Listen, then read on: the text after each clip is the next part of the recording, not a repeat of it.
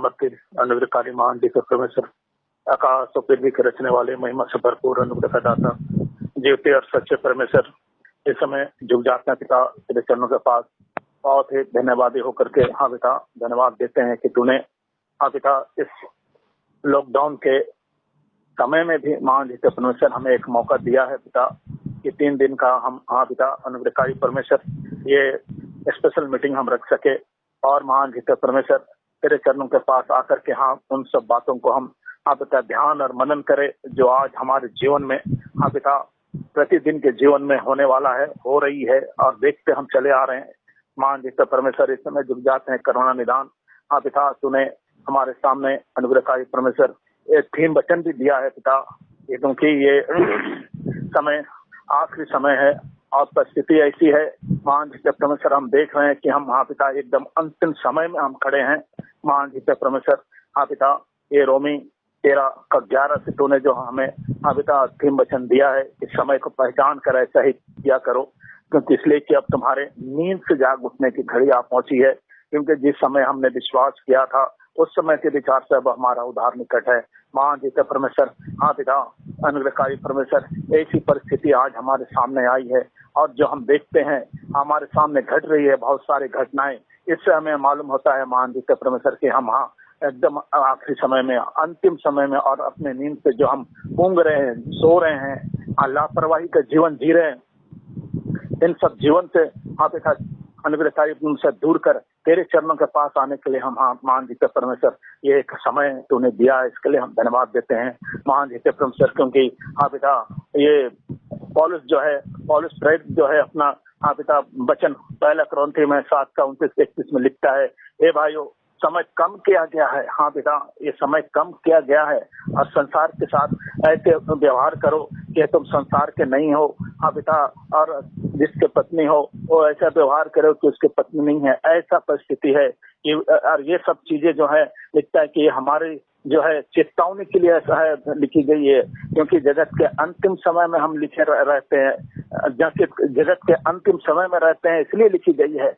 हाँ पिता करुणा निदान इस समय हम झुक जाते हैं पिता हाँ पिता अनुग्रहकारी परमेश्वर, क्योंकि हाँ पिता हम अभी भी ऐसा परिस्थिति में है। हाँ पिता याकूब जो है अपने पत्री में 5:8 में लिखता है, तुम धीरज धरो और अपने हृदय को दृढ़ करो क्योंकि प्रभु का आगमन निकट है। हाँ बेटा महान दिव्य परमेश्वर, क्योंकि तुम्हारा आपका हाँ बेटा प्रभु का आगमन चोर के नहीं आने वाला है। हाँ बेटा कैसा परिस्थिति है आज आ गई है, आज हम देख रहे हैं अपने आंखों से। हाँ बेटा इसलिए पतरस भी अपने हाँ बेटा वचन में लिखता है 1 पतरस 4:7 में, सब बातों का अंत तुरंत होने वाला है, इसलिए संयमी होकर प्रार्थना के लिए सचेत रहो। हाँ बेटा तेरे वचनों के द्वारा हाँ बेटा मनन करते हुए तेरे हाँ बेटा वचनों के द्वारा चलते हुए हमको वहाँ बेटा प्रार्थना के द्वारा सचेत रहना है, जागते हुए रहना है। हाँ बेटा इसलिए प्रार्थना इस समय हम छिप जाते हैं करुणा निधान।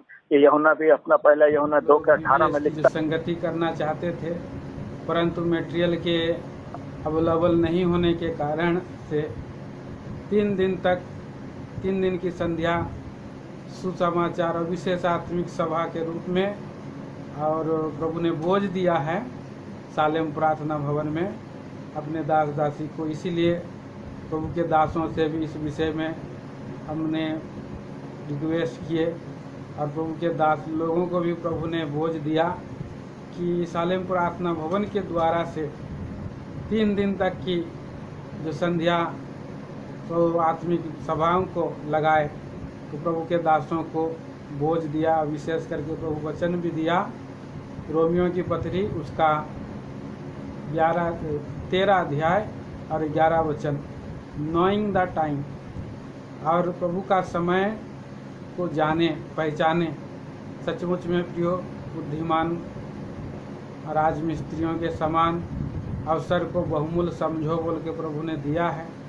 इसीलिए हम इन दिनों में ये आत्मिक सभाओं को लगाए हैं। सो प्रभु इस यूट्यूब ऑनलाइन के जरिए हमारे जीवन में आत्मिक सभाओं का और बहुत ही सुअवसर और आशीष का कारण करे और प्रभु का नाम का महिमा हमारे जीवन के द्वारा हो, चाहे हम सोते हो या बैठे हो या खड़े हों, हर समय हर पल हम प्रभु के वचनों को धारण करें और मनन करें, याद करें और प्रभु के राज के लिए तैयार हों। यही उद्देश्य के अनुसार इन दिनों की जो सेवाओं को लगाया जा रहा है, तो इसमें प्रभु हमारी सहायता करे। आइए हम आज की सारी सेवा को, आज संध्या से है, सारी सेवा को और कल की सेवा को, परसों की सेवा को प्रभु के दास भाई साइरस लाल अजमेर से और रहबोध प्रार्थना भवन से बुजुर्ग दास हैं, आज की सेवा को देंगे। कल प्रभु के दास भाई GS राव जो और इलाहाबाद अंताकिया प्रार्थना भवन की ओर से कल संध्या की है, और परसों के दिन में कानपुर मोरिया प्रार्थना भवन के बुजुर्ग दास प्रभु के दास भाई और R जिर्मिया जी वचन को देने पर हैं। उनके लिए लगातार प्रार्थना करें कि प्रभु उनको आत्मिक और स्वर्गीय और भेदों को खोले और हमारे जीवन में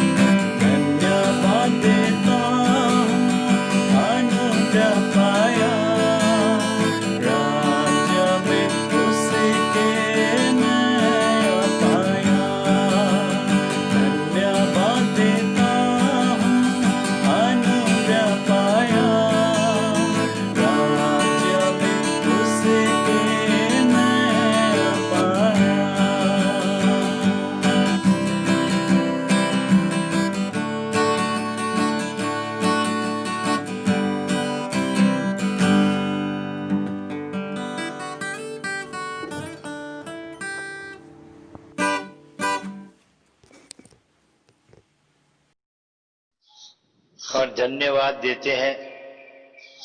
आपने हमें आज का दिन दिया और ये समय आपके वचनों पर ध्यान और मनन करने के लिए भी, क्योंकि जब ये बात मालूम होती है कि हम अंतिम दिनों में रह रहे हैं और आपका आना भी निकट है, तो जो इन दिनों की विशेष सभाओं का थीम या मुख्य वचन है, रोमियो के 13 अध्याय का 11 पद। प्रभु जी, आपकी ओर हम देखते हैं, आप ही वचन को हमारे लिए ला दीजिए, प्रकाश दीजिए, रेवलेशन दीजिए, हमसे बातें करिए। हमारी आवश्यकता को आप बेहतर जानते हैं। हम जितने लोग वचन को सुनते हैं, सचमुच है पिता, आपकी योजना में ये होने पाए कि जो आपने हर एक के लिए ठहराया है वो उसको मिल सके। अपने निकम्मे दास पर भी दया करिए। प्रभु जी, आप जानते हैं मैं आपका एक दास मूढ़ हूं, अयोग्य हूं, पर आप प्रभु अपने आत्मा से इस सेवा को प्रभु अपनी महिमा के लिए पूरा होने देने में सहायता करिए। धन्यवादी हमारे भाई रंजीत के लिए, उनकी कलीसिया के लिए, वहां के प्रिय लोगों के लिए और इस प्रयास के लिए, इस प्रबंध के लिए। हे पिता, हम विनती करते हैं सब कुछ को आप अपने अधिकार में लीजिए। हमें केवल आपकी मीठी और धीमी आवाज सुनाई दे सके। हम केवल आपको देखने पाए, आपको महिमा मिलने पाए, हम लोग आशीष पाए। और धन्यवाद करते हुए प्रभु, हम इस प्रार्थना को लाते हैं अपने उद्धारकर्ता प्रभु यीशु के ऊंचे और पवित्र नाम में। आमीन आमीन। हमारा जो थीम है रोमियो के 13 अध्याय का 11 पद, लेकिन जरूरी होगा हम न केवल 11 पद को पढ़े, पर जो 13 अध्याय के 11 से लेकर 14 पद तक इन पदों को हम पढ़ लेंगे। Romans 13 chapter verse from 11 to 14। समय को पहचान कर ऐसा ही करो, इसलिए कि अब तुम्हारे लिए नींद से जाग उठने की घड़ी आ पहुंची है, क्योंकि जिस समय से हमने विश्वास किया था उस समय के विचार से अब हमारा उद्धार निकट है। रात बहुत बीत गई है और दिन निकलने पर है, इसलिए हम अंधकार के कामों को त्यज कर ज्योति के हथियार बांध लें। जैसा दिन को सुहाता है वैसा ही हम सीधी चाल चलें, ना कि लीला क्रीड़ा और पियक्कड़पन में, ना वह विचार और लुचपन में, और ना झगड़े और डाह में, वरन प्रभु यीशु मसीह को पहन लो और शरीर के अभिलाषाओं को पूरा करने का उपाय ना करो। आज के लिए जो मुख्य वचन है रोमियो के 13 अध्याय का 11 पद, यह वचन इस प्रकार है, समय को पहचान कर ऐसा ही करो। समय को पहचानने की आवश्यकता क्यों है, ये प्रश्न हमारे सामने आना चाहिए। और इसका उत्तर इस प्रकार से हम पा सकते हैं। आज से लगभग 2000 वर्ष पूर्व प्रभु यीशु मसीह ने, जब वो अपनी देह में था और इस जगत में था, उसने अपने आने के विषय में कहा था। और यदि हम ध्यान दें प्रभु यीशु मसीह ने क्या कहा था, तो हमें यूहन्ना के 14 अध्याय में आकर शुरू के 3 पदों को पढ़ना पड़ेगा। यूहन्ना रचित सुसमाचार और उसका 14 अध्याय 1, 2 और 3 पद यहां इस प्रकार लिखा है, तुम्हारा मन व्याकुल ना हो, परमेश्वर पर विश्वास रखते हो, मुझ पर भी विश्वास रखो। यदि मेरे पिता के घर में बहुत से रहने के स्थान हैं, यदि ना होते तो मैं तुमसे कह देता, क्योंकि मैं तुम्हारे लिए जगह तैयार करने जाता हूं। और यदि मैं जाकर तुम्हारे लिए जगह तैयार करूं तो फिर आकर तुम्हें अपने यहां ले जाऊंगा, कि जहां मैं रहूं वहां तुम भी रहो। सो यहां जो प्रभु यीशु मसीह ने अपने आने के विषय में कहा, यह देखने से या समझने से मालूम पड़ता है ये प्रभु यीशु मसीह की प्रतिज्ञा है, और इस प्रतिज्ञा में प्रभु यीशु मसीह के आने से जुड़ा है। तो यहां भी हम इस बात को सोच सकते हैं या विचार कर सकते हैं, प्रभु यीशु मसीह के आने का उद्देश्य है क्या? वो क्यों आना चाहता है? जब हम इस वचन पर ध्यान करते हैं, समय को पहचानना, और समय को पहचानने की आज आवश्यकता है, क्योंकि जब इन बातों को परमेश्वर के वचन में अलग अलग जगहों से देखते हैं, ढूंढते हैं, ध्यान करते हैं, मनन करते हैं, तो समझ में आता है और ये जानना जरूरी हो जाता है प्रभु यीशु मसीह क्यों आया, और यदि वो आ गया और आकर इस जगत में से वो चला गया, तो क्या उसका आना फिर वापस है? वो क्यों आना चाहता है? और हम इसी बात को जानने और समझने के लिए इब्रानियों के 9वें अध्याय में आएंगे। हिब्रू 9 चैप्टर, इब्रानियों का 9वां अध्याय और उसके वर्स 26, हिब्रू 9 चैप्टर वर्स 26, 26 पद को हम ध्यान से पढ़ लेंगे। हिब्रू 9:26, नहीं तो जगत की उत्पत्ति से लेकर उसको बार बार दुख उठाना पड़ता, पर अब युग के अंत में वो एक ही बार प्रकट हुआ, ताकि अपने ही बलिदान के द्वारा पाप को दूर करे।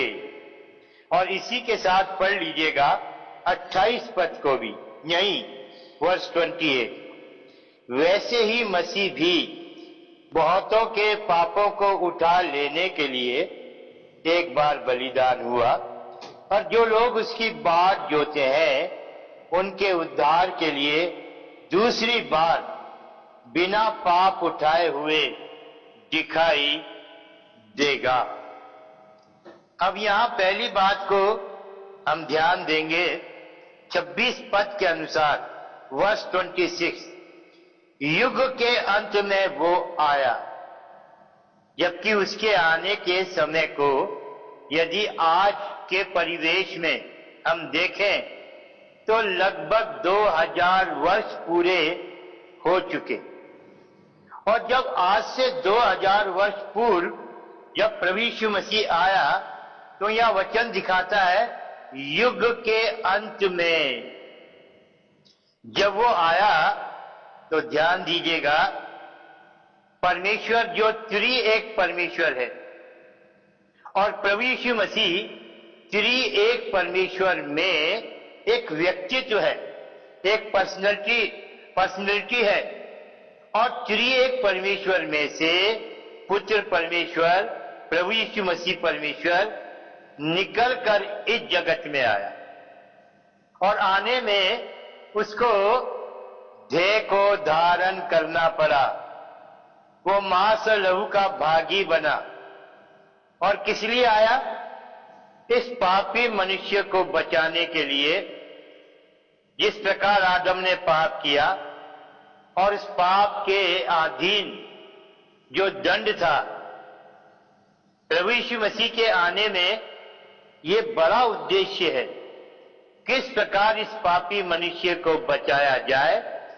इसीलिए प्रभु यीशु मसीह आया, और ये इसलिए जरूरी था क्योंकि व्यवस्था में लिखा है, इब्रानियों के 9वें अध्याय के 22 पद में, जब हम हिब्रू 9:22 वर्ष को पढ़ते हैं तो वहां लिखा है, सच तो ये है कि व्यवस्था के अनुसार प्रायः सब वस्तुएं लहू के द्वारा शुद्ध की जाती है और बिना लहू बहाए पापों की क्षमा नहीं। और इसलिए हम पाते हैं पापों की क्षमा के लिए इस दिए गए व्यवस्था के नियम के अनुसार कितना लहू बहाया गया, जानवरों का भी और पक्षियों का भी। पर फिर भी वचन के अनुसार इस बात को देखते हैं, जब इब्रानियों के 10 अध्याय में आते हैं और वहां 3 और 4 पद में हम पढ़ते हैं, हिब्रू 10 चैप्टर वर्स 3 और 4, परंतु उनके द्वारा प्रति वर्ष पापों का स्मरण हुआ करता है, क्योंकि ये अनहोना है कि बैलों और बकरों का लहू पापों को दूर करे। इसी कारण वो जगत में आते समय कहता है, बलिदान और भेंट तूने ना चाही, पर मेरे लिए एक देग तैयार किया। अगरचे व्यवस्था के नियम के अनुसार, जैसा हमने इब्रानियों का 9:22 पढ़ा, लहू के बहाए जाने में मनुष्य को पापों से क्षमा और छुटकारा मिल जाता, तो फिर प्रभु यीशु मसीह को, जैसा हमने इब्रानियों के 9:26 में पढ़ा, 9:26 में, युग के अंत में एक ही बार प्रभु यीशु मसीह इसलिए आया कि वो अपने बलिदान के द्वारा पापों को दूर करे। यहां हम इस बात को समझ सकते हैं, जो लहू जानवरों का था या पक्षियों का था, जो पापों की क्षमा के लिए लगातार बहाया जाता रहा था, पर छुटकारा नहीं। जैसे हमने इब्रानियों के 10 अध्याय के 3 और 4 पद में पढ़ा। 4 पद में लिखा है, ये अनहोना है कि बैल और बकरों का लहू इस मनुष्य जाति के पापों को दूर करे। और इसलिए कि परमेश्वर है जो इस मनुष्य जाति से प्रेम रखता है। यद्यपि ये सच है कि जब परमेश्वर ने आदम और हवा को बनाया, आदम को अपने हाथों से बनाया, इस भूमि की मिट्टी से बनाया, लेकिन जब प्रभु यीशु मसीह ने या परमेश्वर ने अपनी सांस को उसके नथनों में फूंक दिया या डाल दिया, तो यही मिट्टी का पुतला, यही आदम जीवित प्राणी बन गए। और प्रभु यीशु मसीह या यहोवा परमेश्वर ठंडे समय में आदम और हवा के पास अदन की वाटिका में संगति के लिए आते थे। हम समय को पहचानने की बात करते हैं, और समय को पहचानने के लिए इन आरंभ की बातों को जानना या उन पर ध्यान करना क्यों जरूरी है, ये समझ में आएगा। क्योंकि जब तक आदम और हवा ने उस वृक्ष के फल को, जो भले और बुरे के ज्ञान के वृक्ष का फल था, जिसको खाना वर्जित था, मना था, नहीं खाया, परमेश्वर यहोवा के साथ संगति बनी रही। पर जब हम पढ़ते उत्पत्ति के 2 अध्याय का 16 और 17 पद, इस आज्ञा का उल्लंघन ही पाप है। उन्होंने उस फल को तोड़ा, आदम को जो स्त्री दी गई थी, शैतान ने उसको बहकाया, और ये जानकर कि मैं केवल आदम को नहीं पर हवा को बहका सकता हूं, क्योंकि हवा एक निर्बल पात्र है, वो आदम की एक पसली है। और वो दशा अदन की वाटिका में केवल वहीं तक सीमित नहीं, पर आज भी कभी समय निकाल कर पढ़िएगा पहला पत्रस 3:7, तो नए नियम में भी स्त्री को दुर्बल पात्र ही दिखाया गया है। और जब शैतान के या इब्लिस के या लूसीफर के भरमाने से इस स्त्री ने, हवा ने फल को तोड़ लिया, खा लिया और आदम को भी दिया और आदम ने भी खा लिया। पाप जगत में आ गया और पाप के कारण मृत्यु आ गई। और परमेश्वर ने ही ये व्यवस्था दी, जो मूसा की व्यवस्था तो कहलाती है, पर देने वाला परमेश्वर ही है। 9:22 इब्रानियों को हमने पढ़ा। ये जरूरी था पापों की क्षमा के लिए लहू बहाया जाए, पर लहू तो बहाया जाता रहा। पर इब्रानियों के 10:3-4 में हम पढ़ते हैं, जब परमेश्वर ने इस बात को देखा कि जानवरों के और पक्षियों के लहू के द्वारा या होम बलियों, मेल बलियों, अन्न बलियों, पाप बलियों, दोष बलियों, सब प्रकार के बलिदानों की जो व्यवस्था थी, किसी के द्वारा भी मनुष्य को उसके पाप और पाप के दंड मृत्यु से जब छुटकारा नहीं मिला, तो परमेश्वर को विवश होना पड़ा। ये मेरे शब्दों में है। परमेश्वर को क्यों विवश होना पड़ा? उस प्रेम के कारण जो परमेश्वर ने इस मनुष्य जाति से रखा। और परमेश्वर की पहचान है 1 John 4 chapter verse 8 and verse 16। जब हम पहले यूहन्ना का 4 अध्याय उसका 8 और 16 पद पढ़ेंगे, जैसे हम परमेश्वर के विषय में कहते हैं, परमेश्वर पवित्र है, परमेश्वर सत्य है, परमेश्वर सामर्थी है। याद रखो प्रियो, ठीक उसी प्रकार परमेश्वर प्रेम है। वो प्रेम था, वो प्रेम है और वो प्रेम रहेगा। जगत की उत्पत्ति हुई या नहीं हुई, मनुष्य को बनाया गया या नहीं बनाया गया, ये परमेश्वर की पहचान है। परमेश्वर प्रेम है और इस प्रेम से विवश होकर परमेश्वर ने इस मनुष्य के लिए जो पाप और मृत्यु के अधीन उस तरफ जहां मृत्यु उसको भयानक नरक के दंड में पहुंचाने के लिए थी, क्योंकि व्यवस्था जीवन रहित है। व्यवस्था में जीवन होता तो प्रभु यीशु मसीह को नहीं आना पड़ा। व्यवस्था केवल एक काम करती है, मनुष्य को पापी ठहरा।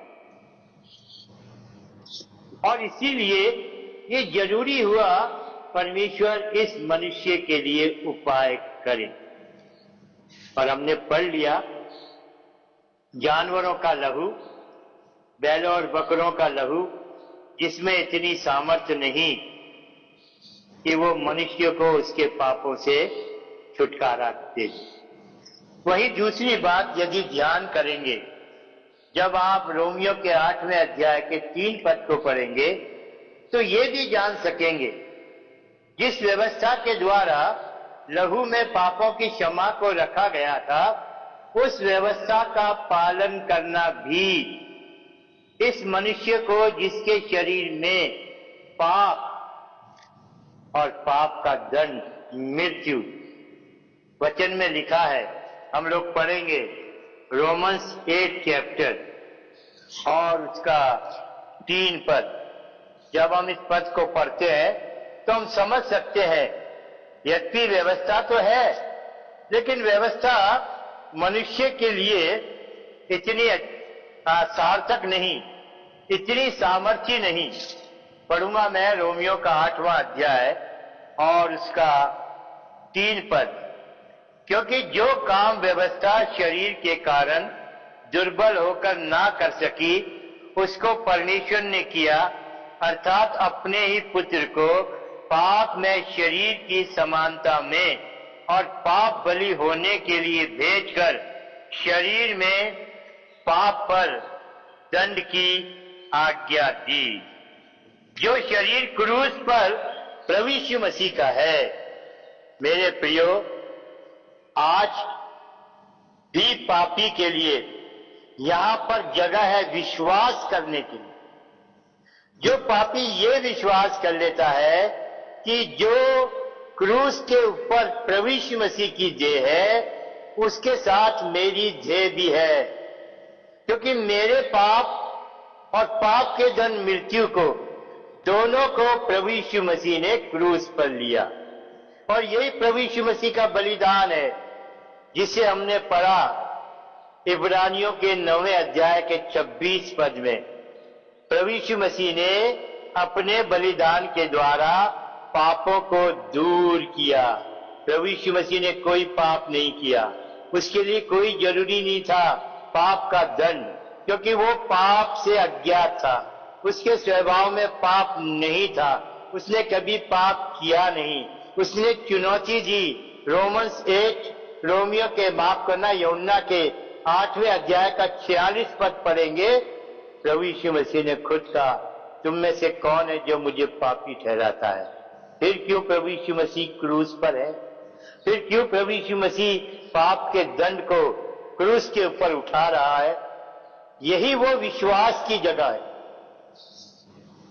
मेरे और आपके पापों को प्रभु यीशु मसीह अपनी देह पर लेकर क्रूस पर गया। पढ़िएगा पहला पतरस और उसका 2रा अध्याय, 1 पीटर 2nd चैप्टर और उसका 24 पद। पहला पतरस उसका 2रा अध्याय और उसका 24 पद। देखिए यहां पर लिखा है, वह आप ही हमारे पापों को अपनी देह पर लिए हुए क्रूस पर चढ़ गया, जिससे हम पापों के लिए मरकर धार्मिकता के लिए जीवन बिताएं। उसी के मार खाने से तुम चंगे हुए। यह है प्रभु यीशु मसीह का बलिदान। हमारे समझ में आना चाहिए इब्रानियों के 10वें अध्याय का 3 और 4 पद। बैलों और बकरों के द्वारा मनुष्य को पापों की क्षमा नहीं, इसलिए 5 पद में हम पढ़ते हैं, प्रभु यीशु मसीह ने आते समय कहा, जैसा मेरे विषय में लिखा है, देख मैंने एक देह तैयार किया। और ये भी लिखा है इब्रानियों के 10:5 में, मैं होम बलियों और मेल बलियों से प्रसन्न नहीं होता। और इसलिए जरूरी क्या हुआ? एक ऐसा बलिदान जो मनुष्य की देह का बलिदान हो। पाप मनुष्य ने किया है, पाप के दंड को मनुष्य ही भोगेगा। और वो देह प्रभु यीशु मसीह की है, जिस देह को प्रभु यीशु मसीह ने तैयार किया।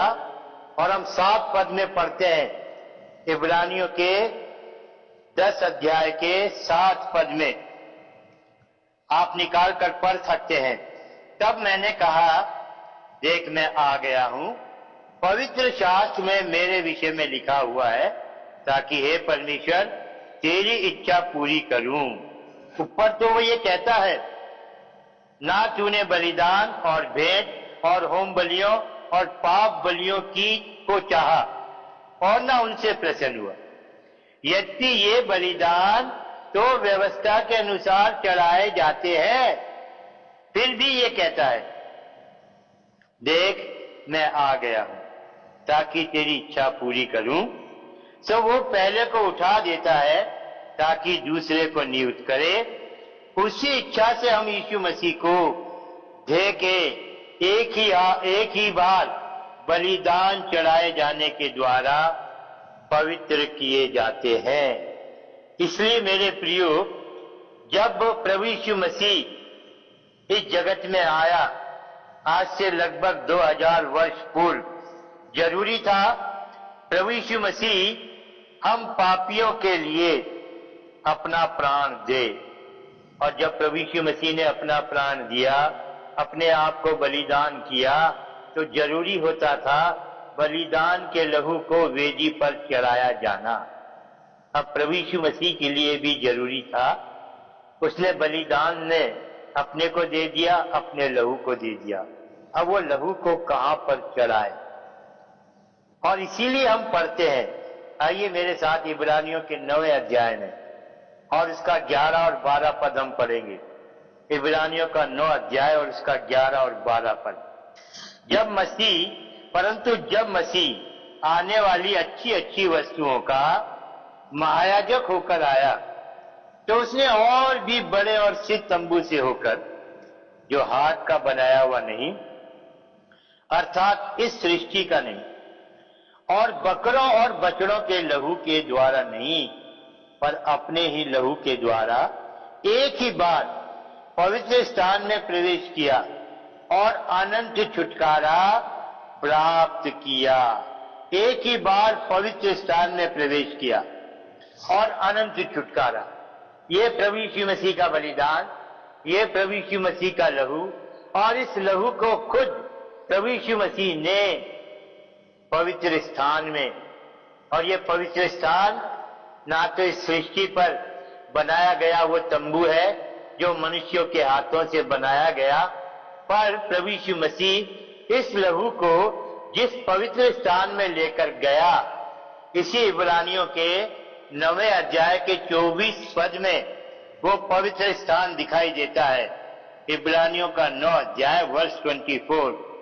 क्योंकि मसीह ने उस हाथ के बनाए हुए पवित्र स्थान में, जो सच्चे पवित्र स्थान का नमूना है, प्रवेश नहीं किया, पर स्वर्ग में ही प्रवेश किया, ताकि हमारे लिए अब परमेश्वर के सामने दिखाई दे।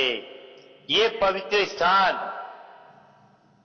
स्वर्गीय स्थान, पिता के सामने प्रभु यीशु मसीह ने स्वर्ग में की वेदी पर अपने लहू को चढ़ाया। मैं सोचता हूं इब्रानियों का 9:26, युग के अंत में प्रभु यीशु मसीह के आने के समय को हम लोग ठीक से पहचान गए होंगे। पर रोमियो का 13 अध्याय का 11 पद अब भी समय के पहचानने के लिए हमारे सामने किस बात को लाता है? एक पापी के लिए जो काम प्रभु यीशु मसीह ने किया, और जो पापी आज भी विश्वास कर लेता है प्रभु यीशु मसीह पर, उसके इस जगत में आने पर, उसके देह धारण पर, उसके क्रूस पर जाकर लहू के बहाने पर पाप और मृत्यु को प्रभु यीशु मसीह ने अपने देह पर लेकर, जो दंड मेरे और आपके लिए था, रोमियो के 8 अध्याय के पहले पद के अनुसार अपने ऊपर ले। और जब ये सब कुछ आज से 2000 वर्ष पूर्व प्रभु यीशु मसीह ने किया, क्या प्रियो ये जरूरी नहीं कि जिन लोगों ने प्रभु यीशु मसीह पर विश्वास किया है और उद्धार को पा लिया है, पापों के दंड से बच गए हैं, क्या उन्हें वह अब जब ये समय आ रहा है, परमेश्वर इस जगत में जो लोग पाप में जीवन बिता रहे हैं, परमेश्वर का प्रकोप और परमेश्वर का क्रोध और परमेश्वर का पलटा लेना जो बाकी है, ये समय आता है। और इसीलिए जरूरी है प्रभु यीशु मसीह जब इस जगत में इससे पहले कि न्याय करने के लिए आए, पलटा लेने के लिए आए, इस संसार को नाश करने के लिए आए, क्या अपने लोगों को इस जगत में से हटा ना ले, इस जगत में से अलग ना कर ले? वो क्यों चाहेगा कि जिनके लिए मैंने अपना लहू बहाया, मैंने स्वर्ग छोड़ा, पिता की गोद को छोड़ा, स्वर्ग की महिमा को छोड़ा, शरीर को धारण करके इस पापी मनुष्य जाति के पाप और मृत्यु को लिया, और जिन्होंने विश्वास कर लिया, क्या वो भी संसार के उन लोगों के साथ जो अभी भी पाप में हैं, जो प्रभु यीशु मसीह के अनुग्रह को ठुकरा रहे हैं, जो अभी भी प्रभु यीशु मसीह या परमेश्वर के प्रेम को नहीं पहचान रहे, जो अभी भी जान रहे हैं कि यदि हम पाप में मरेंगे तो नाश होंगे, और जो जो विश्वास करेंगे उनको प्रभु यीशु मसीह इस जगत में से बचा लेगा। वो समय बचा लिए जाने का समय, जब तक जो विश्वास करता है वो विश्वास से बचेगा। लेकिन विश्वास करने वाले विश्वासी लोग इस संसार के नाश होने से कैसे बचेंगे? उसी समय को जो प्रभु यीशु मसीह का है वो बहुत शीघ्र अपने लोगों को, अपने चुने हुए लोगों को, जिन्होंने विश्वास कर लिया है, जो छुटकारा पा गए हैं, उनको लेने के लिए शीघ्र शीघ्र बहुत जल्दी बादलों पर आने वाला है। और मेरे प्रियो, इसी समय को जानने की जरूरत है। जैसा रोमियो का 13 अध्याय के 11 पद को जब हम पढ़ लेते हैं तो समय को पहचाने। कौन सा समय? क्या ये समय है जब प्रभु यीशु मसीह ने आने की प्रतिज्ञा, जो आज से लगभग 2000 साल पहले यूहन्ना के 4 अध्याय के 2 और 3 पद,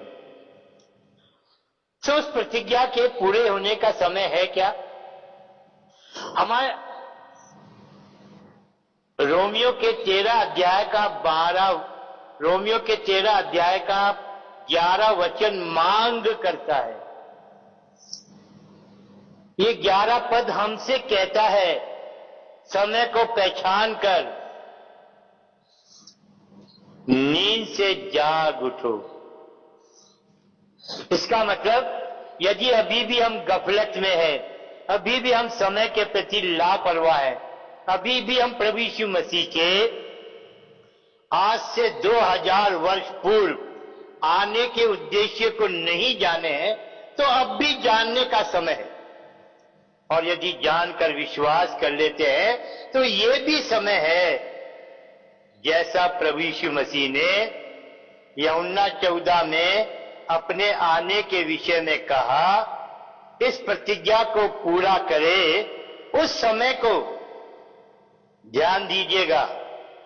अगर कि आपके पास नोटबुक और पेंसिल है, पेन लेकर बैठे हैं, तो मत्ती का 24 अध्याय, मरकुस का 13 अध्याय और लूका का 21 अध्याय, इन तीनों अध्यायों को इन दिनों में कितना आप अध्ययन कर सकते हैं। अगर कि आप अध्ययन करेंगे तो आप समय के पहचानने के लिए बहुत आगे आ चुके होंगे। आप समय को बहुत अच्छे से पहचान लेंगे। एक तरफ प्रभु यीशु मसीह के आने की प्रतिज्ञा है, और हमारे लिए ये जानना जरूरी है, प्रभु यीशु मसीह जब अपने लोगों को, जिन्होंने विश्वास कर लिया है, जिन्हें संसार के साथ नहीं नाश होने देगा, अपनी प्रतिज्ञा के अनुसार उनको लेने के लिए आएगा। वो समय कौन सा है, वो समय कैसा है, उस समय को हम कैसे मालूम करें? खुद प्रभु यीशु मसीह ने सुसमाचार के मत्ती, मरकुस, लूका में जो अध्याय 24, 13 और 21 पढ़ने से मालूम पड़ता है। वो क्या समय है, उसको हम कैसे पहचाने? मेरे साथ आओ, लूका रखी सुसमाचार और उसका 21 अध्याय। यद्यपि हमें इस पूरे अध्याय को पढ़ना चाहिए, पर मैं 7 वचन से पढ़ूंगा 11 वचन तक। Gospel of Luke, chapter 21, verse from 7 to 11। उन्होंने उससे पूछा, हे गुरु, ये सब कब होगा और ये बातें जब पूरी होने पर होंगी तो उस समय का क्या चिन्ह होगा? ध्यान दीजिएगा, उस समय का, क्या समय की बात है। चेले क्या पूछ रहे हैं? हे गुरु, ये सब कब होगा और ये बातें जब पूरी होने पर होंगी तो उस समय का क्या चिन्ह होगा? उसने कहा, चौकस रहो कि भरमाए ना जाओ, क्योंकि बहुत से मेरे नाम सर आकर कहेंगे मैं वही हूं। और यह भी कि समय निकट आ पहुंचा है, और यह भी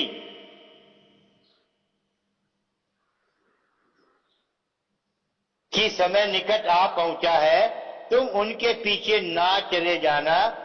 जब तुम लड़ाइयों और बलवों की चर्चा सुनो तो घबरा ना जाना, क्योंकि इनका पहले होना अवश्य है, परंतु उस समय तुरंत अंत ना होगा। ध्यान दीजिएगा वचन 10 और 11 पर। तब उसने उनसे कहा, जाति पर जाति और राज्य पर राज्य चढ़ाई करेगा। आप बाइबल को थोड़ा सा अलग रख के आज के वर्तमान और आज के वर्तमान से 10-15 सालों का इतिहास देखिएगा। क्या संसार में लगातार जाति पर जाति और देश पर देश क्या युद्ध में नहीं भंजे हुए हैं? क्या लगातार एक देश और दूसरे देश में युद्ध नहीं हो रहा है? आप अरब कंट्रीज को देखिए, यमन की दशा को देखिए, इजरायलियों और फलस्तियों को देखिए, लगातार लगातार लगातार युद्ध चला आ रहा है। और जैसा कहा गया, ये सब कुछ आरंभ है। ये सच है प्रियो, क्योंकि जब ये शुरू हुआ वो समय आरंभ का था, पर अब समय आरंभ का नहीं है। क्यों? देखिए वचन 11 को, और बड़े बड़े भूकंप होंगे और जगह जगह अकाल और महामारियां पड़ेंगी और आकाश में भयंकर बातें और बड़े बड़े चिन्ह प्रकट होंगे। आज जब देश में लॉकडाउन है, विश्वासियों की उनके जीवन का उठना बैठना, चलना फिरना, बातचीत करना बहुत कुछ अलग सा दिखाई दे रहा है। प्रार्थना भी ज्यादा करने लगे हैं। लॉकडाउन होने पर भी चाहे तो कॉन्फ्रेंसिंग, चाहे यूट्यूब में वचन को सुन सुनकर या ऑनलाइन के द्वारा कितना अधिक वचन को पढ़ने में, सुनने में रुचि ले रहे। और ये बातें जानकर जैसा लिखा है, बड़े बड़े भूकंप और अकाल, जब तक ये होता रहा, मैं अपने तरीके से बता रहा हूं, जब बड़े बड़े भूकंप आए, जैसे आज लोग प्रार्थना कर रहे हैं, आज लोग संगति कर रहे हैं, आज ऑनलाइन से वचन को सुनने में रुचि ले रहे हैं, क्या जब बड़े बड़े अकाल पड़ रहे थे ऐसा लोगों के बीच में देखा जा रहा था? विश्वासी इतने गंभीर थे, इतना अधिक प्रार्थना में जीवन बिता रहे थे? नहीं, क्योंकि उनके यहां भूकंप नहीं आया। और जब जगह जगह अकाल पड़े तब भी लोग इतना सचेत और जागृत नहीं हुए। क्यों? क्योंकि उनके यहां अकाल नहीं आया। खूब बरसात हो रही है, खूब खेतों और खलिहानों में अनाज और धान उत्पन्न हो रहा है। हाँ, खूब कुछ मनुष्य के लिए कठिन समय नहीं था, और जहां पर था वहां पर था। पर जब महामारियों में से एक महामारी, 11 पद में महामारी नहीं लिखा है, महामारियां, इसका मतलब कोरोना वायरस महामारी, इसलिए कि सारे जगत में, सारे देशों में इस महामारी ने, जो कोरोना वायरस के द्वारा मरी को फैलाया है, उसने, मृत्यु ने अपना अधिकार दिखाया है। मेरे प्रियो, यही मनुष्य जो अपने को बुद्धिमान जानता है, आज क्या हो गया? क्या उसके पास वैज्ञानिक नहीं? क्या उनके पास बड़े बड़े बुद्धिजीवी नहीं? क्या मेडिकल लाइन में ऐसे लोग नहीं जो लगातार रिसर्च करते हैं, खोज करते हैं? बड़ी बड़ी बीमारियां पहले भी आती रही और उन्होंने खोज की और या तो वैक्सीन या किसी तरह से उसका इलाज उन्होंने ढूंढा और वो सफल हुए। पर आज क्या हुआ? आज किस तरीके से इस महामारी के द्वारा मरी का फैलना, मृत्यु के द्वारा गिनती अधिक से अधिक बढ़ती जाती है, ऐसा क्यों? और यदि मेरे प्रियो हम अपने देश या दुनिया को छोड़कर अपने विषय में, अपने परिवार के विषय में, कलीसिया के विषय में, अपने लोगों के विषय में सोचें और साथ साथ उनके लिए प्रार्थना करते हुए संसार और देश के लिए भी प्रार्थना करते हुए पाए जाए। किस बात को लेकर? प्रभु यीशु मसीह के आने के समय को पहचानने को लेकर। क्योंकि प्रभु यीशु मसीह ने मत्ती के 24 अध्याय में, मरकुस के 13 अध्याय में और लूका के 21 अध्याय में जिस प्रकार चेलों को उनके द्वारा 3 प्रश्नों का उत्तर, 3 प्रश्न थे, मत्ती 24:3 में भी पढ़ोगे, लूका के 21:7 में भी पढ़ोगे। पहला प्रश्न था, ये बातें कब होंगी?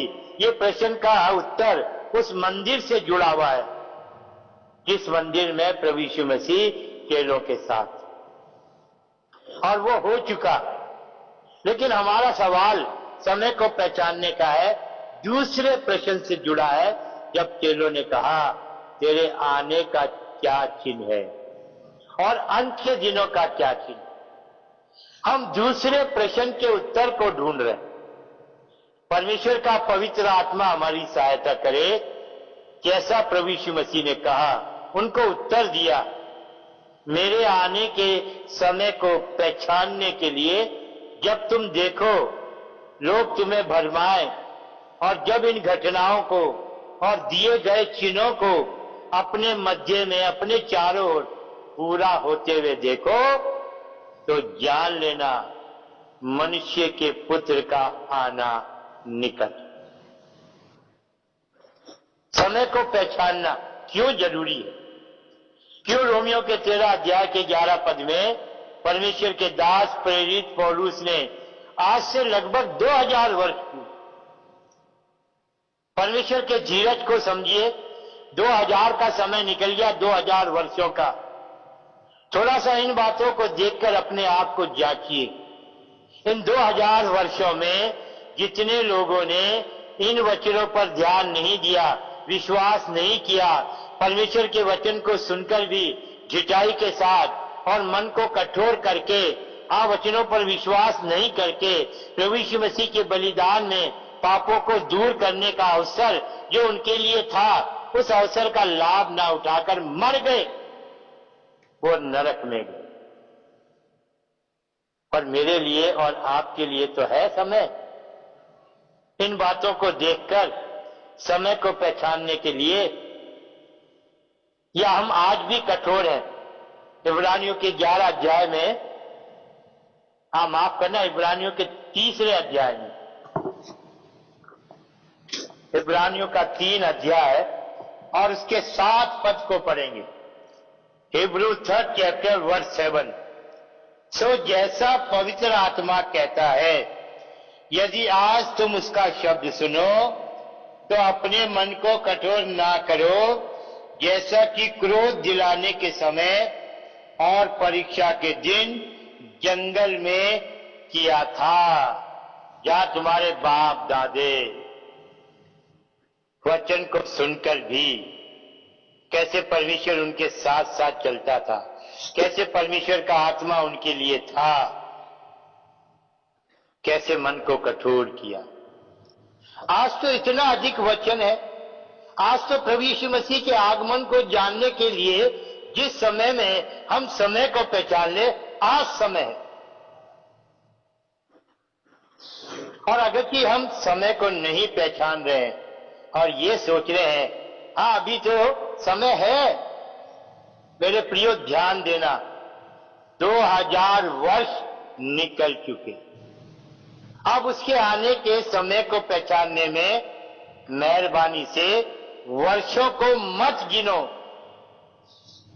और दूसरी बात, महीनों को भी मत गिनो, दिनों को भी मत गिनो। ये बात मैं क्यों कहता हूं? मेरे साथ आइए मरकुस का 13 अध्याय।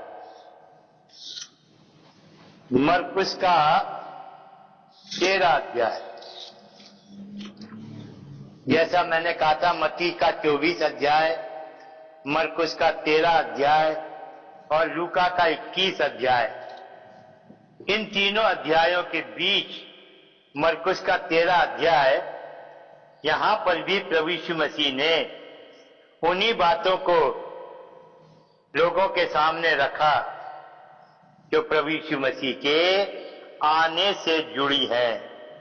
और जब 13 अध्याय के 32 से 37 पद में आएंगे, जो इस मरकुस के 13 अध्याय का आखिरी पैराग्राफ है, और देखिएगा 32 पद में क्या लिखा है।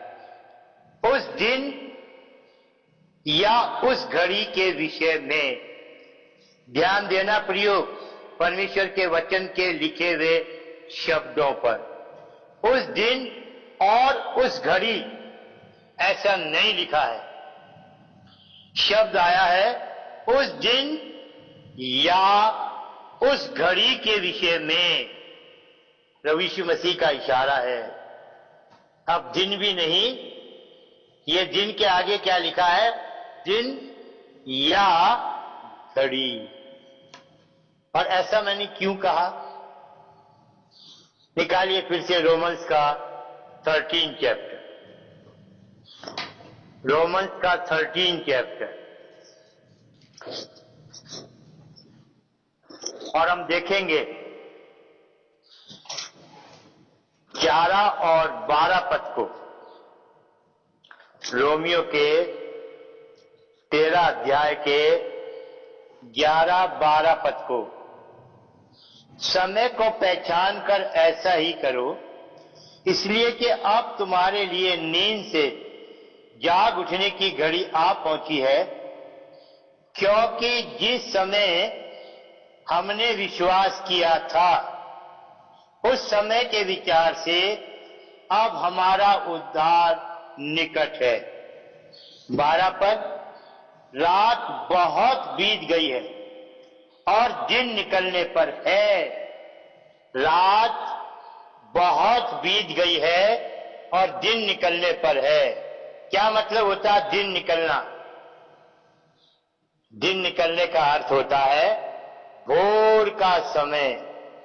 सूर्य का प्रकाश न केवल पटल पर निकलने से पहले अपना प्रकाश देता है, और इससे पहले कि वो निकले, भोर के समय को प्रकट कर देता है। यह है दिन निकलना। रात बहुत बीत गई है, समय को पहचानिए, समय को पहचानिए। रात बहुत बीत गई है और दिन निकलने को है। ये कहने वाला कौन है? परमेश्वर का दास प्रेरित पौलुस। प्रभु यीशु मसीह क्या कह रहा है? आइए मेरे साथ फिर से मरकुस के 13 अध्याय में और उसके 35 पद में, वर्ष 35। इसलिए जागते रहो, क्योंकि तुम नहीं जानते कि घर का स्वामी कब आएगा, सांझ को या आधी रात को या मुर्ग के बांग देने के समय को या भोर को। परमेश्वर के दास प्रेरित पौलुस ने समझा दिया अपनी पत्री में जो बात प्रभु यीशु मसीह ने जब वो इस जगत में था लोगों के बीच या अपने चेलों पर प्रकट की, और कुछ समय के बाद परमेश्वर के दास ने किस प्रकार से समय को पहचानने के विषय में इस सच्चाई को रखा। जब रात बहुत बीत गई, दिन निकलने को अर्थात भोर होने को है, तो प्रभु यीशु मसीह भी कह रहा है सांझ को, आधी रात को या मुर्ग के बांग देने के समय या भोर। और जब परमेश्वर के दास प्रेरित पौलुस से प्रभु यीशु मसीह की बातों को जोड़ते हैं, समझ में आ जाना चाहिए ये समय भोर का समय, भोर का समय। और एक पहर में, सांझ, आधी रात मुर्ग के बांग देने का समय और भोर, ये 12 घंटे हैं। और एक एक पहर में 3-3 घंटे होते हैं। 9 घंटे निकल चुके, रात बहुत बीत चुकी, सांझ गया, आधी रात गई, मुर्ग के बांग देने का समय भी गया, भोर का समय है। भोर का तारा कभी भी इन 3 घंटों में दिखाई दे सकता है। अब ये समय घंटे में आ गया, घड़ी में आ गया, जैसा प्रभु यीशु मसीह ने कहा उस दिन या उस घड़ी के विषय में। मेरे प्रियो, वर्षों पर मत जाइए, 2000 वर्ष बीत चुके। महीनों और दिनों पर मत जाइए, घड़ी पर आ जाइए। 1 आवर, 1 घंटा, और ये भी कितना समय निकल गया 1 घंटे का, मैं और आप नहीं जानते। और यदि समय को पहचानने के विषय में हम गंभीर हैं तो जानेंगे ये समय तो बिल्कुल निकट है, बिल्कुल निकट है। और एक जगह से और समझें, मेरे साथ आइए इब्रानियों का पहला अध्याय, हिब्रू फर्स्ट चैप्टर, और उसका पहला अध्याय, हिब्रू फर्स्ट चैप्टर और उसका फर्स्ट वर्स। देखिए यहां पर क्या लिखा है। पूर्व युग में परमेश्वर ने बाप दादों से थोड़ा थोड़ा करके और भांति भांति से भविष्यवक्ताओं के द्वारा बातें कर। देखिए वर्ष 2 में क्या लिखा है। इन अंतिम दिनों में हमसे पुत्र के द्वारा बातें की, जिसे उसने सारी वस्तुओं का वारिस ठहराया और उसी के द्वारा उसने सारी सृष्टि की रचना की। अब समय को पहचानना, समय को पहचानने के लिए ध्यान देना। हम पूर्व युग में जा रहे हैं, उस समय से आज के समय को पहचानिए। पूर्व युग में परमेश्वर ने क्या किया, हमारे बाप दादों से अर्थात इब्राहिम, इजाक और याकूब से बातें की। और इसके बाद समय आया भविष्यवक्ताओं, और परमेश्वर ने अपने भविष्यवक्ताओं के द्वारा भी भांति भांति से, तरह तरह से अपने लोगों से बातें की। लेकिन क्या लिखा है प्रियो, अंतिम दिनों में समय को पहचानना। अंतिम दिनों में हमने पढ़ा था इब्रानियों के 9 अध्याय का 26 पद, युग के अंत में, आज से 2000 वर्ष पहले जब प्रभु यीशु मसीह अपने आप को बलिदान करने के लिए जगत में देने आया, उस समय को गिना गया युग का अंत। और यहां पर परमेश्वर का दास इब्रानियों की पत्री में फिर हमें समय को दिखाता है, पूर्व युग के समय से आज के समय पर लाता है। और आज के समय में हम आए, हमें दिखाता है परमेश्वर ने अपने पुत्र के द्वारा जब बातें की, जो बातें प्रभु यीशु मसीह ने आज से 2000 वर्ष पूर्व इस जगत में लोगों से की, वो अंतिम समय गिना गया। कैसे पहचानोगे समय को?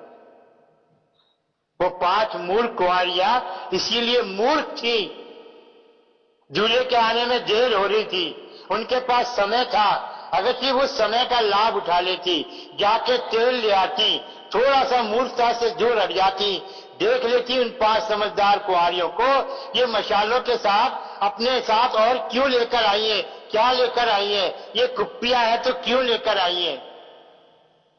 इसीलिए वो निर्बुद्धि चुनी गई।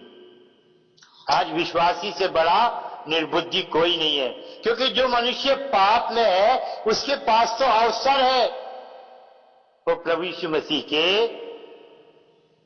अपने बलिदान में जो प्रभु ने काम किया है उस पर विश्वास करेगा, वो छुटकारा पा जाएगा। और जो अपने आप को कहते हैं हमारा उद्धार हो गया, हमने छुटकारा पा लिया, हम तो प्रभु यीशु मसीह के आने की बात जोड़े हैं। कैसे जोड़े हैं? क्या समय को पहचान रहे हैं? क्या युग के अंत को या अंतिम दिनों को? जहां प्रभु यीशु मसीह ने इस जगत में मनुष्य जाति से, इस संसार के लोगों से बातें की। और वो समय प्रियो बीत गया लगभग 2000 वर्ष पूर्व। उस समय में प्रभु यीशु मसीह कह रहा है, उस दिन या उस घड़ी के विषय में कोई नहीं जानता, ना तो मैं जानता, ना स्वर्गदूत, ना कोई और, केवल पिता। लेकिन जब हम प्रभु यीशु मसीह के इन शब्दों के अनुसार और मत्ती के 24, मरकुस के 13 और लूका के 21 अध्याय में दिए गए चिन्हों को और घटने वाली घटनाओं के घटने के क्रम में आते हैं, तो दिखाई देता है प्रियो, अकाल भी है, भूकंप भी है और अब महामारी भी है, जो दिखा रहा है कि प्रभु यीशु मसीह के आने के समय के लिए हमें प्रियो इस तरीके से नहीं जाना है कि हम ये सोच लें कि अभी तो प्रभु यीशु मसीह के आने में देर है। बहुत से लोग प्रभु की इस प्रतिज्ञा पर ध्यान नहीं देते। बहुत से लोग इस प्रतिज्ञा के विषय में लापरवाह हैं, जो यूहन्ना 14 के 2 और 3 पद में। यदि पढ़ना चाहते निकालो मेरे साथ 2 पतरस, 2 पीटर और उसका 3 अध्याय, 2 पतरस और उसका 3 अध्याय। और मेरे साथ या जहां आप है वहां पर बाइबल लेकर 3 अध्याय का 9 पद हम लोग पढ़ेंगे। 2 पीटर 3 चैप्टर वर्स 9। प्रभु अपनी प्रतिज्ञा के विषय में देर नहीं करता, जैसी देर कुछ लोग या कितने लोग समझते हैं, पर तुम्हारे विषय में धीरज धरता है और नहीं चाहता कि कोई नाश हो जाए, वरन यह है कि सबको मन फिराव का अवसर मिले। क्या पढ़ा? किस तरीके से लोग हैं जिनके विषय में लिखा प्रभु यीशु मसीह के विषय की प्रतिज्ञा में कितने लोग ये सोचते, अरे कितनी देर है, कितना समय है उसके आने के लिए, 2000 साल हो गए जब उसने कहा था मैं आ रहा हूं, मैं आऊंगा। नहीं लगता वो आएगा, आता तो आ जाता। 2000 वर्ष पूरे हो गए। ऐसे लोग कौन है? पढ़िएगा यहीं पर 2 पीटर 3 चैप्टर वर्स 3 और 4, 2 पतरस के 3 अध्याय का 3 और 4 पद। देखिए क्या लिखा हुआ है। पहले ये जान लो कि अंतिम दिनों में हंसी ठट्टा करने वाले आएंगे, जो अपनी ही अभिलाषाओं के अनुसार चलेंगे और कहेंगे उसके आने की प्रतिज्ञा कहां है? प्रश्नवाचक चिन्ह है। और क्या कहेंगे? उसके आने की प्रतिज्ञा कहां गई? क्योंकि जब से बाप दादा सो गए सब कुछ वैसा ही है जैसा सृष्टि के आरंभ से था। वे तो जानबूझकर ये भूल गए कि परमेश्वर के वचन के द्वारा आकाश प्राचीन काल से वर्तमान है और पृथ्वी भी जल में से बनी और जल में स्थिर है। ऐसे लोग हैं प्रियो, जो आज वचन को सुनते तो है, पर हंसी और ठट्टा करके ये कहते हैं उसके आने की प्रतिज्ञा कहां गई? कब से? जब से बाप दादा सो गए, इब्राहिम, इसाक और याकूब। उस समय से लेकर अब प्रभु यीशु मसीह ने जब अपने आने के विषय में कहा, इस प्रतिज्ञा को तो 2000 साल हुए, पर वो कितने बुद्धिमान है जो समय को गिन रहे हैं बाप दादों से। आप कहां पर हैं? आप अपनी दृष्टि में समय को कैसे देख रहे हैं? कितना पहचान रहे हैं? और इसलिए मेरे प्रियो, परमेश्वर हमें बुद्धि में लाए, हमारे अंदर बुद्धि को लाए। हम सचमुच किस तरीके से अपने को नम्र और दीन कर सके और इस रोमियो के 13 अध्याय के 11 पद को जो इस समय हमारे लिए थीम की रीति पर, मुख्य वचन की रीति पर दिया गया है, समय को पहचानने के लगाव में हमारे लिए वचन में चेतावनी के साथ और किस प्रकार का हमारा जीवन हो। ये बात किन के लिए है? जो रोमियो के 13 अध्याय के 11 पद को अपने लिए ले लेते हैं। अर्थात समय को पहचान कर, ये जानकर कि भोर होने को है, ये जानकर कि प्रभु यीशु मसीह का समय ना वर्षों में है, ना महीनों में है, ना दिन में है, बल्कि घड़ी में है, वो आने को है। यहां 13 और 14 पद में इस बात को दिखाया गया, जो समय को पहचानता है उसको कैसे सचेत होना है, कैसे जागृत होना है, कैसे प्रतिज्ञा पर विश्वास करना है। अच्छा होगा मेरे साथ निकालिए रोमियो का 13 अध्याय, रोमन्स 13 चैप्टर, और हम लोग पढ़ेंगे। 11-12 पद को हमने पढ़ा, लेकिन अच्छा होगा हम बार बार पढ़ें। फिर से आइएगा, निकाल लीजिएगा रोमियो का 13 अध्याय और उसका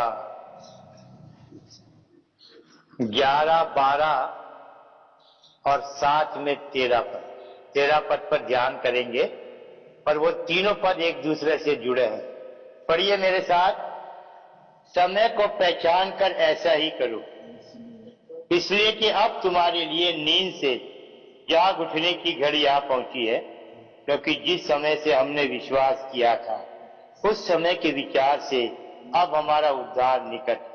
रात बहुत बीत गई है और दिन निकलने पर है, इसलिए हम अंधकार के कामों को त्यज कर, छोड़कर, त्याग कर ज्योति के हथियार बांध लें, और जैसा दिन को शोभा देता है, दिन को सुहाता है, वैसे हम सीधी चाल चले, ना कि लीला क्रीड़ा और पियक्कड़पन में, ना व्यभिचार और लुचपन में, और ना झगड़े और डाह में।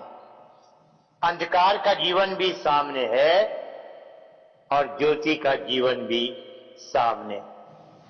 ज्योति का जीवन दिखा रहा है सीधी चाल, सीधी चाल। इफिसियों के 5 अध्याय का 15 पद पढ़ना कभी समय मिले, यह वचन दिखा रहा है हमारी चाल कैसी है। हम निर्बुद्धियों की नहीं चलते हैं या बुद्धिमानों की नहीं। वहां पर लिखा है अवसर को बहुमूल्य जानो। इंग्लिश में बहुत अच्छा है, रिडीमिंग द टाइम। समय को पहचान लो, समय को अपने लिए ले लो। समय को लेने के लिए कीमत चुकानी पड़े, कीमत चुका लो। समय को व्यर्थ होने से बचा लो। अपने लिए, अपने लिए, अपने लिए समय को। ये प्रिय समय को पहचानना, क्योंकि जब हम अपने लिए समय को ले लेंगे तो जो बाकी के लोग हैं, जो संसार में जीवन बिता रहे हैं, जो अंधकार के साथ हैं या अंधकार के कामों में लगे हुए हैं, उनसे प्रियो हमारा कोई लेना देना नहीं। हम एक समय में अंधकार ही में थे। इफिसियों के 5 अध्याय के 8 पद में लिखा है, तुम तो पहले अंधकार थे पर अब प्रभु में ज्योति। और यदि प्रियो मैं और आप प्रभु में ज्योति हैं, तो यह वचन कहता है, हमें चेतावनी देता है या हमें अपने आप को जांचने का अवसर देता है। क्योंकि यह अंधकार संसार से जुड़ा है और शरीर से जुड़ा है। आप कह सकते हैं मैं ऐसा क्यों कह रहा हूं? अंधकार संसार से कैसे जुड़ा है? पढ़िए जरा यशायाह नबी की पुस्तक और उसका 60 अध्याय। यशायाह नबी की पुस्तक और उसका 60 अध्याय, और मैं आपके सामने 2 पद को पढ़ूंगा। 2nd verse, आइजिया 60 chapter 2nd verse.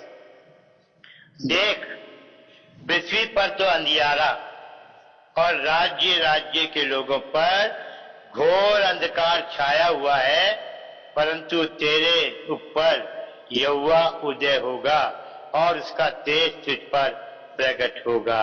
परंतु तेरे ऊपर यहोवा अर्थात प्रभु यीशु मसीह जो आएगा और उसका तेज, उसका प्रकाश तेरे हृदय में चमकेगा।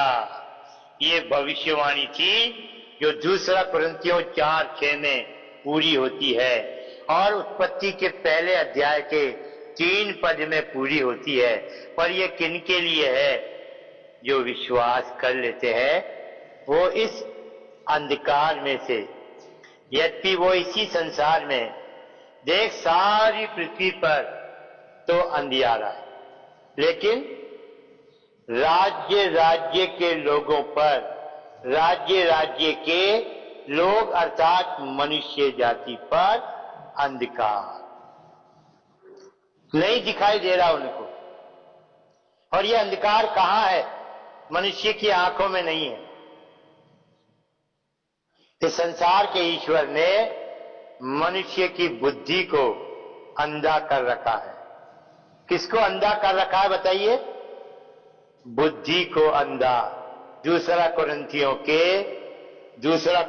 के 4 अध्याय में जब 3 और 4 पद को पढ़ेंगे, दूसरा कुरिन्थियों का 4 अध्याय और उसके 3 और 4 पद को पढ़ेंगे, यह वचन में दिखाई देता है, परंतु यदि हमारे सुसमाचार पर पर्दा पड़ा है तो ये नाश होने वालों ही के लिए पड़ा है और उन अविश्वासियों के लिए जिनकी बुद्धि इस संसार के ईश्वर ने अंधी कर दी है, ताकि मसीह जो परमेश्वर का प्रतिरूप है उसके तेजो में सुसमाचार का प्रकाश उन पर ना चमके। अपने को देख लीजिएगा, जांच लीजिएगा, अंधकार को समझ लीजिएगा, जगत को समझ लीजिएगा, राज्य राज्य के लोगों को देख लीजिएगा। इन सबको एक तरफ रखकर अच्छा होगा अपने को अलग कर लीजिएगा। यदि अभी भी प्रभु यीशु मसीह के आगमन के समय से कहीं भी कुछ है जहां लापरवाही है या समय को पहचानने में जो समय चाहिए था नहीं मिला, तो आज वो समय को पहचानने के लिए ये समय है। और कैसे पहचानेंगे? पर ये दूसरा कुरिन्थियों के 4 अध्याय के 6 पद को, दूसरा कुरिन्थियों का 4 अध्याय और इसका 6 पद, इसलिए कि परमेश्वर ही है जिसने कहा अंधकार में से ज्योति चमके और वही हमारे हृदयों में चमका। इस संसार में तो अंधकार है और यह अंधकार रहेगा, लेकिन मेरे प्रियो परमेश्वर का प्रबंध है। इसीलिए हमने पढ़ा रोमियो के 13 अध्याय का 13 पद, रात बहुत बीत गई है और दिन निकलने पर। और 13 पद कहता अंधकार के कामों को त्यज कर, अंधकार के कामों को छोड़कर। ये केवल हम यहीं पर नहीं पढ़ते, जब आप लूका के 21 अध्याय के 34 पद को पढ़ेंगे, वहां भी प्रभु यीशु मसीह ने सावधान किया। लूका के 21 अध्याय को निकाल कर आप पढ़ सकते हैं। 34 पद यहां पर लिखा है, इसलिए सावधान, ऐसा ना हो कि तुम्हारे मन कुमार और मतवालेपन और इस जीवन की चिंताओं से सुस्त हो जाए और वो दिन तुम पर अंधे के समान आ पड़े जो इस सारे संसार के लोगों पर आने के लिए है। इसलिए जागते रहो और हर समय प्रार्थना करते रहो, ताकि तुम इन आने वाली घटनाओं से बचने और मनुष्य के पुत्र के सामने खड़े होने के योग्य बन सके। क्या करेंगे प्रियो? क्या इस अवसर का लाभ नहीं उठाएंगे? इफिसियों के 5:16 में, इफिशियंस 5th चैप्टर वर्स 16, अवसर को बहुमूल्य जाने, रिडीमिंग द टाइम, क्योंकि दिन बुरे हैं और बुरे दिन है, अंधकार का समय है। मत्ती का 24, मरकुस का 13 और लूका का 21 अध्याय प्रभु यीशु मसीह के शब्दों में जब वो इस जगत में था उसने बता दिया चिन्हों के द्वारा और इन घटनाओं के घटने के क्रम में आप किस प्रकार तुम पहचान सकोगे मेरा आना। और उसका आना याद रखना प्रियो, केवल स्वर्ग से आकर बादलों तक होगा, बादलों तक। और ये लिखा है पहला थिस्सलुनीकियों के 4 अध्याय के 16 और 17 पद में, प्रभु आप ही स्वर्ग से उतरेगा, उस समय ललकार और प्रधान दूत का शब्द सुनाई देगा और जो मसीह में मरे हैं वो पहले जी उठेंगे और तब हम जो जीवित और बचे रहेंगे उनके साथ जो मसीह में मरे थे, जब प्रभु आएगा उनको जिलाएगा, वो पहले जी उठेंगे। जब वो जीवित उठेंगे तब हम जो जीवित रहेंगे उनके साथ बादलों पर उठा लिए जाएंगे ताकि हवा में प्रभु से मिले। और वचन में लिखा है इन बातों से एक दूसरे को शांति दिया करो। अभी सुबह सुबह मुझे एक परमेश्वर के दास ने एक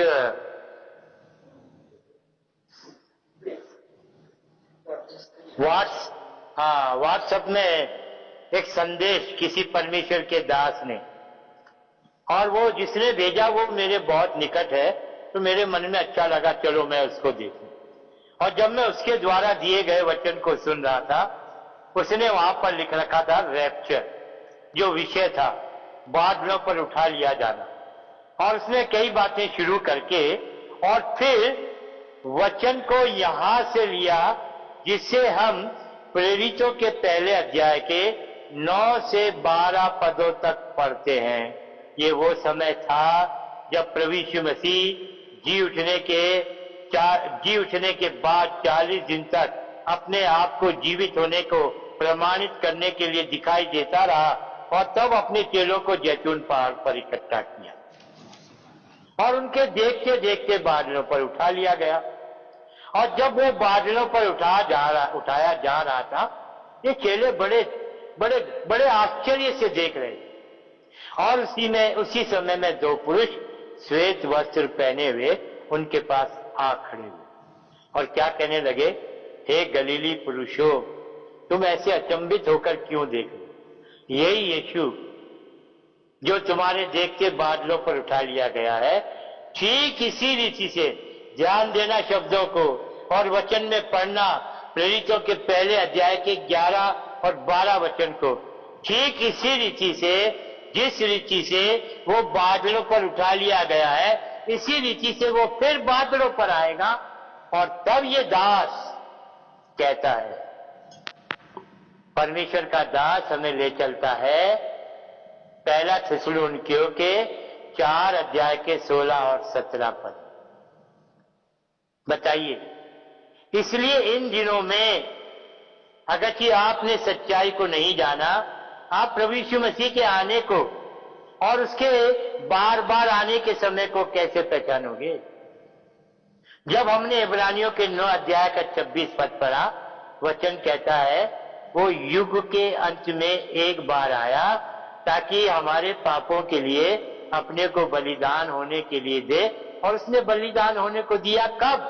जब वो देह में आया, जब वो कुंवारी मरियम से पैदा हुआ, जब वो इस जगत में रहा। लेकिन अब जब वो कहकर गया अपने उसी समय में जब वो देह में था, इस जगत में मैं आऊंगा, और उसके आने के समय को ही पहचानना।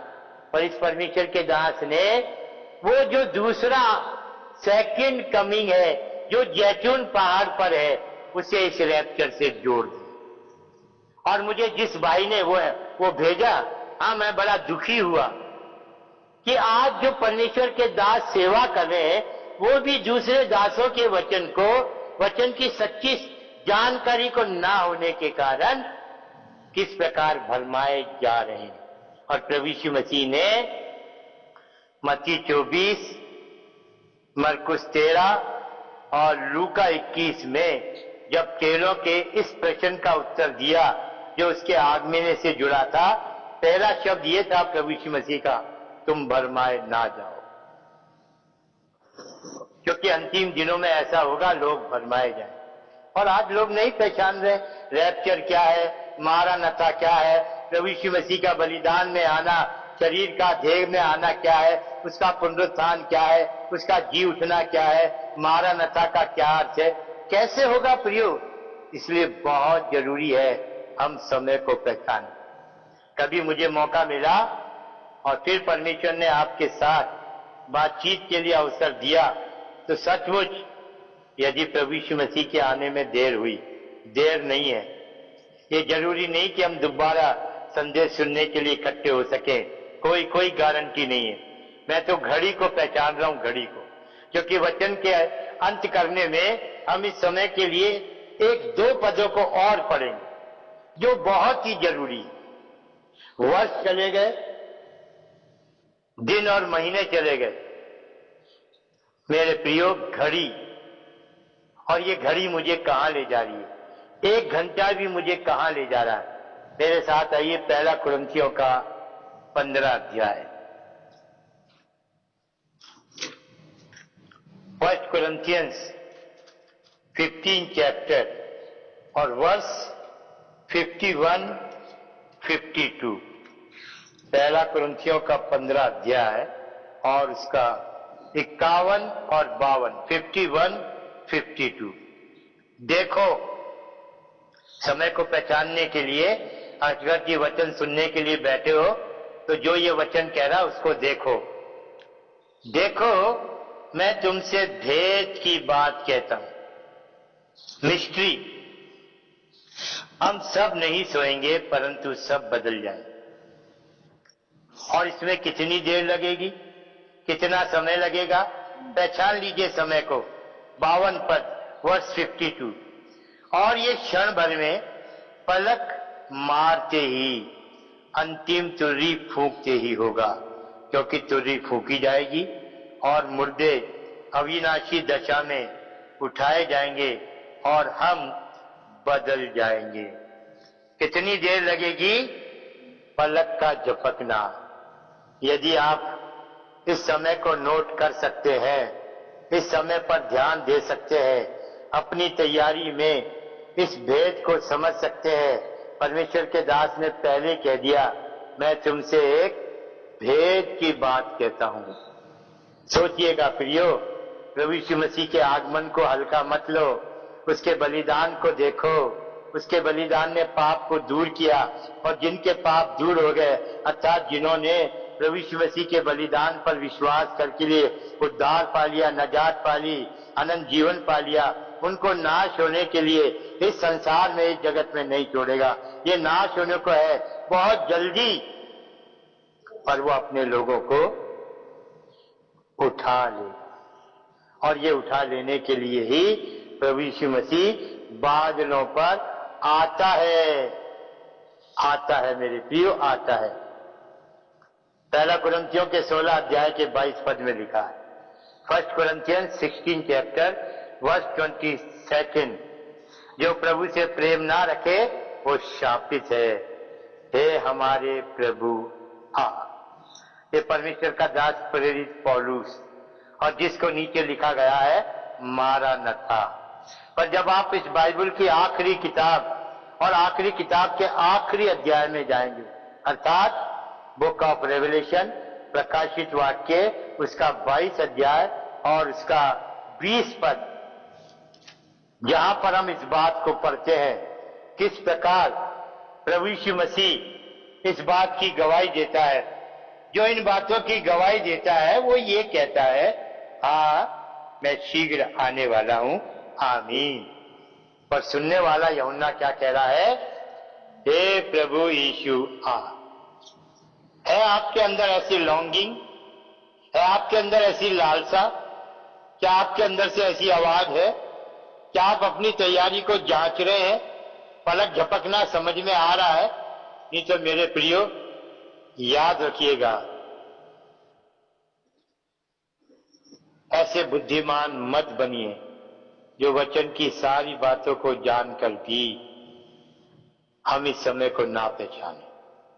परमेश्वर से मेरी ये विनती है, ये निवेदन है, परमेश्वर आप लोगों की सहायता करे। सचमुच हम प्रभु यीशु मसीह के आने को इन दिनों में सबसे अधिक, बल्कि मैं तो ये कहूंगा, उठते बैठते चलते फिरते इसी बात पर विचार करें।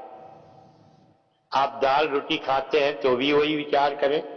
आप अगर बिरयानी खा रहे हैं तो भी वही विचार करें।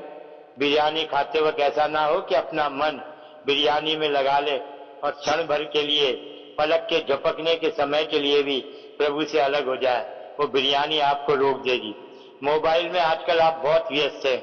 मोबाइल आज आपको बहुत ज्ञान दे रहा है, बहुत संसारिकता में आपको जोड़ रखा है, बहुत सी अच्छी बातों के साथ गंदी बातों को भी सामने ला रहा है। आज छोटे बच्चों के लिए भी ये मोबाइल बहुत जरूरी है और हम लोग घमंड करते हैं। हमारे बच्चे, अरे 2-2 साल के बच्चे, 2.5 साल के बच्चे जो हम नहीं कर सकते वो कर रहे हैं और हम बड़ी खुशी से मोबाइल दे रहे हैं और ये नहीं देख रहे हैं कि जब हम बच्चों के पास नहीं है, हमारे बच्चे कैसे पलंग पे या जैसी फुर्सत मिलती है मोबाइल को लेकर बैठ जाते हैं और बस शुरू हो गए। क्या कर रहा है बेटा? कान में ठूस रखा है वो। हाँ, माँ बाप की आवाज ही नहीं जा रही। बिल्कुल पास जाके देखो बेटा ये क्या कर रहे। मेरे प्रियो, गंभीर समय को पहचानो, अपने आप को देखो, अपने परिवार को देखो, अपने बच्चों को देखो।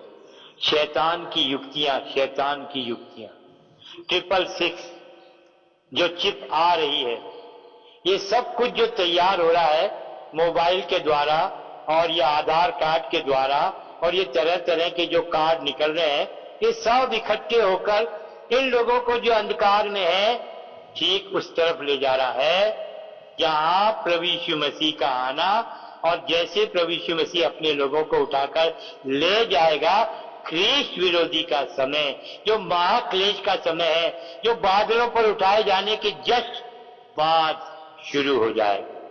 निर्णय कर लीजिए, आप प्रभु यीशु मसीह के बादलों पर आने पर क्या इस समय को पहचान कर अपने को तैयार करते हुए उसकी बाट जो रहे हैं? अन्यथा बाट जोना तो है उस महाक्लेश का, जो 7 वर्षों में 21 विपत्तियों के साथ है। 1-2 विपत्ति नहीं, 21 विपत्तियां। प्रभु यीशु मसीह 7 मोहरों को खोलेगा, 7 मोहरों में विपत्तियां, 7 स्वर्गदूत तुरियों को बजाएंगे, उनके साथ 7 विपत्तियां। और मेरे प्रियो, आखिर में जब आप प्रकाशित वाक्य 15 अध्याय से आगे जाएंगे, 7 वर्ष के 3.5 वर्ष के अगले 3.5 वर्ष का आरंभ होगा, वो 7 कटोरों का भी उल्टा जाना आरंभ हो जाए।